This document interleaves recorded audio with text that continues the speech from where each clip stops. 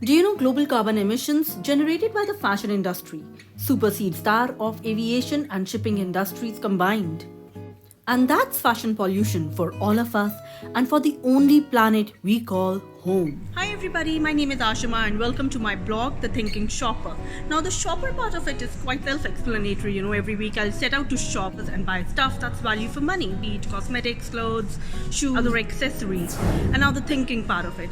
Actually, I wanted this blog to be about the thinking part, but then I thought, who would be interested in my sermons? Who would want to listen about the serious issues again when we have so many around us? So I'll just try to interpose, the serious issues, the problems of the world with my shopping. So let's get on with the shopping part first, and then let's just see what we will talk about today. So here I am at H&M and I'm taking a glance at all the clothes, and then of course we'll look at the prices and the materials as well. This one's surely very beautiful. I love the cut, I love the color, embellishments. This one gets a thumbs up. Also, do you know this one's made of acrylic and polyester and can take care of our sustainability issues because this one can last a lifetime. But there is a price to pay for everything. According to Circular, an online news portal for resource and waste professionals, the environmental impact of a fabric like polyester is a lot more because its fibers are derived from fossil fuels and then a lot of chemicals are used to process it. And that is what we will talk about today, the elephant in the room, fashion pollution. Okay, after pink, let's check something out in black. I really like the color, cut and print of this top. But yes, it's made of viscose. Now viscose is a naturally derived fabric, but to reach that point, a lot of chemicals are used, a lot of water is wasted. And now it's for you to decide if viscose is a good fabric or not. Okay, so I absolutely love florals and particularly this dress. It's amazing, but I have a problem with the tag which says it is 100% polyester. Is polyester really that bad, or should we go back to our natural fabrics like cotton or linen? The thing with polyester though is that it's very sustainable, it's extremely long lasting, but where it ends, that is the problem, and that is our landfills.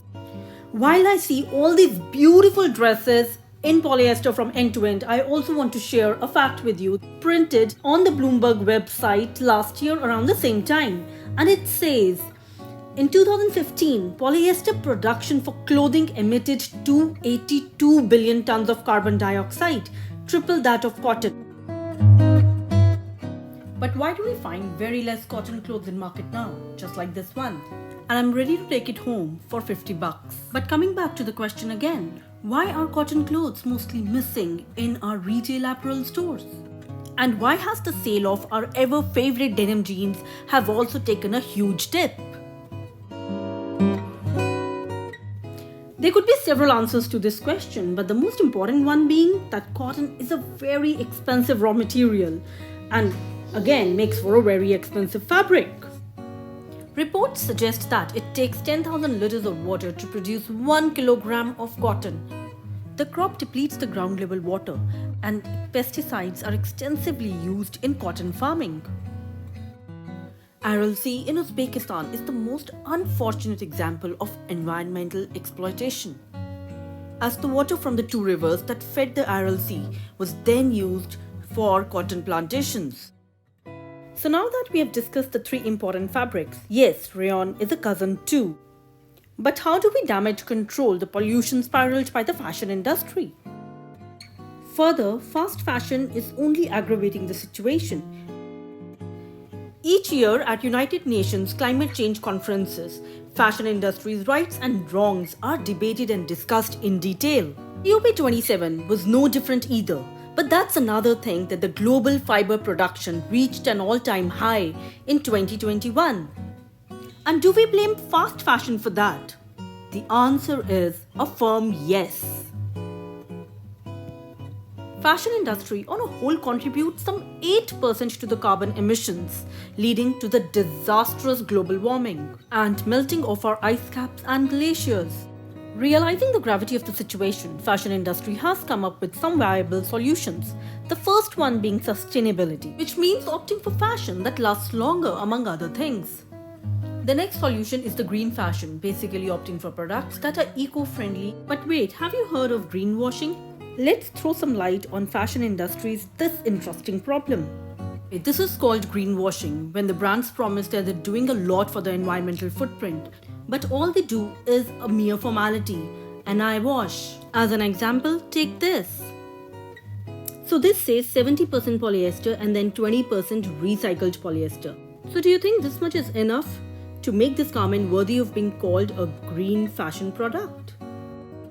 The last in the list of solutions is the circular fashion. Now that means that it takes care of the product since the time it is designed in a studio till the time it is used optimally and then put back into the biosphere without damaging any environment.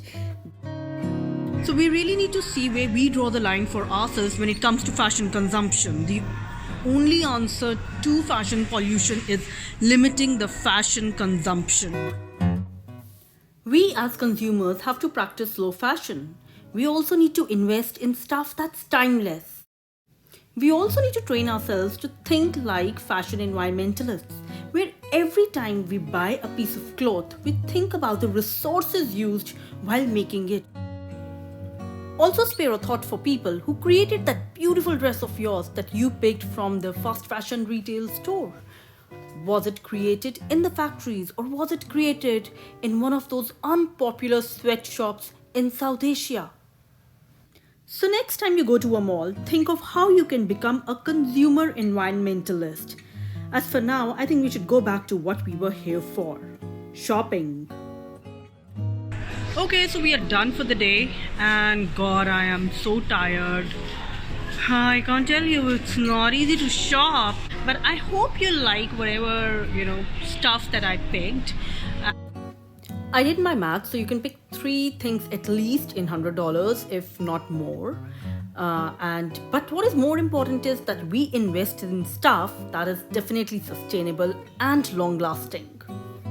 I hope you liked the first episode of The Thinking Shopper. See you next week with some shopping and then some thinking for sure. Thank you.